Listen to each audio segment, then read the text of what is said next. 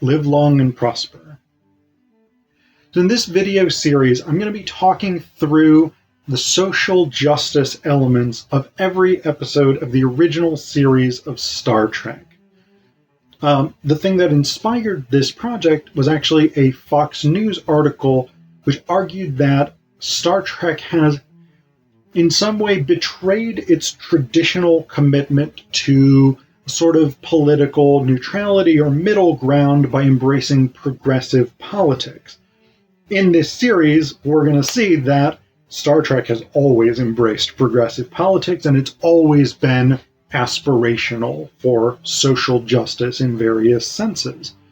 I am taking a broad perspective on social justice here, so that may include multiple different types of social justice, whether that's racial, whether that's economic, whether that's religious, whether that's abilities, gender and sexuality, anything broadly considered.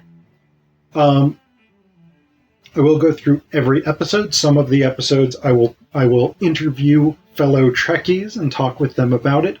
And then below, in the descriptions, I will give you additional information about the episodes, particularly their original air date, who wrote the screenplay, and who directed that episode.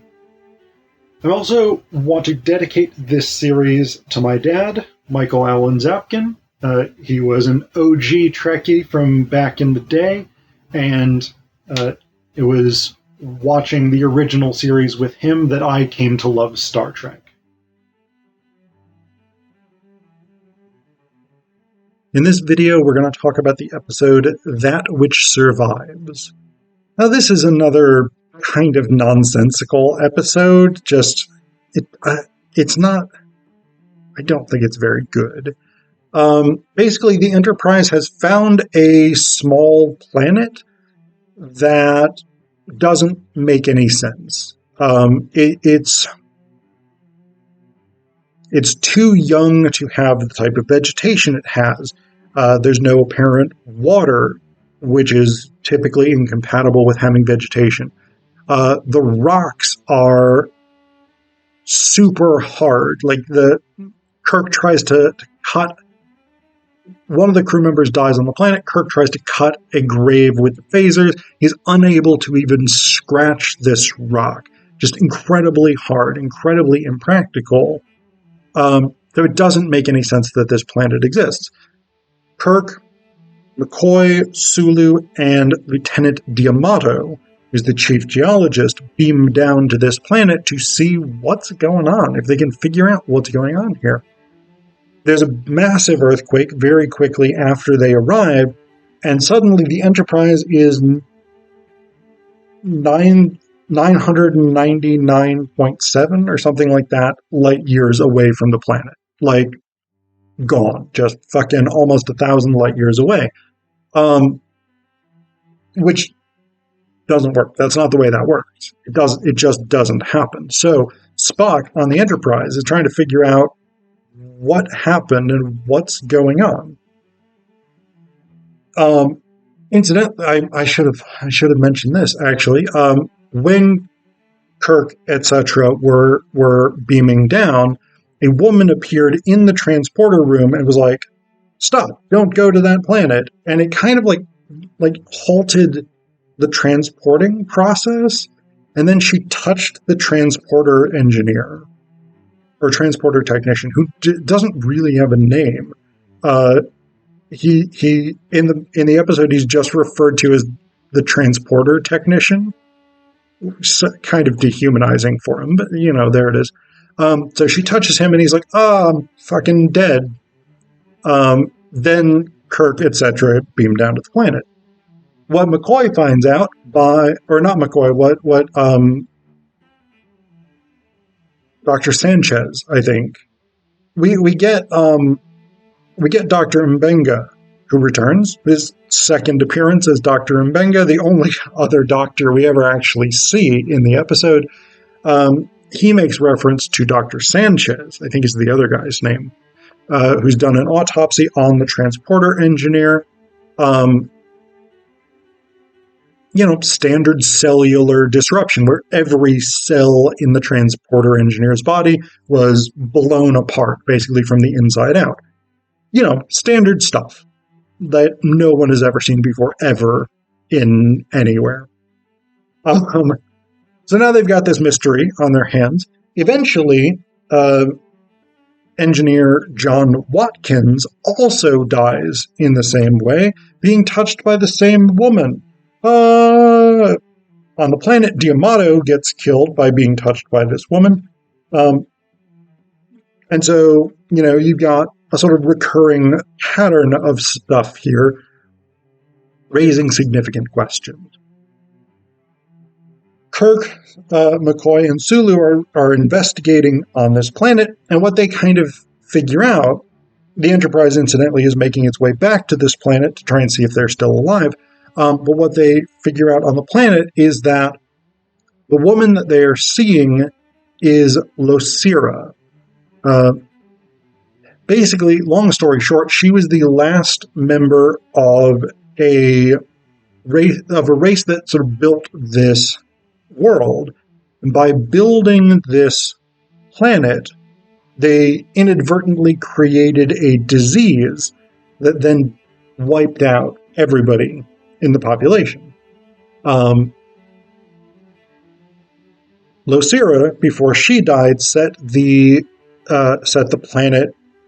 planetary defenses to automatic, which would basically destroy anybody who wasn't part of that species who came to the planet, which is why Kirk, etc., get attacked by these sort of replicas of Losira, because that is the image that the computer has in its memory banks, and so it builds defenses out of her, basically.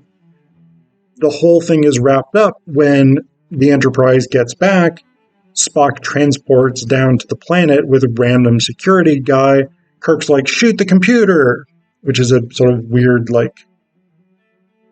cube with flashing lights in it. Random security guys except phaser noise, whatever fucking noise phasers make. He phasers the fucking computer is the gist of it, is what I'm saying here. And that's the end of it. Computer is done. The Losiras that are trying to kill Kirk, Sulu, and McCoy they disappear. And everything is just done. That's the end of it. There's no real upshot to it. So, I don't think it's a good episode. I don't think it makes any sense. I think it introduces a lot of mysteries, and then the payoff is really rather disappointing. I don't think the dialogue is very good. I think there's a lot of behavior from key characters that is uncharacteristic of them. On the planet, immediately after this earthquake, Sulu is like, fucking the Enterprise is gone. And Kirk's like, I don't give a fuck. We need to find some food, water, and shelter. I don't even want to hear theories about what has happened to the Enterprise. That is not what Captain Kirk does. Captain Kirk, first and foremost, wants to know what has happened to the Enterprise. Spock's kind of a dick to Scotty for reasons that don't make that much sense. It seems very, there's one point where Scotty is clearly being facetious, where he's like, I'll coax as much power out of the engines as I can, even if I have to sit on them and nurse them. And Spock is like, that would be undignified and ineffective. And that's a fucking early series Spock, where he's just they don't know what the character is going to be like yet. It's not a well-developed season 3, we understand who this character is. So, they're not great. It's not a good episode, we'll say that. Now, there is some potentially interesting social justice stuff in That Which Survives. The question of the unintended consequences of scientific discovery is a very, very significant one.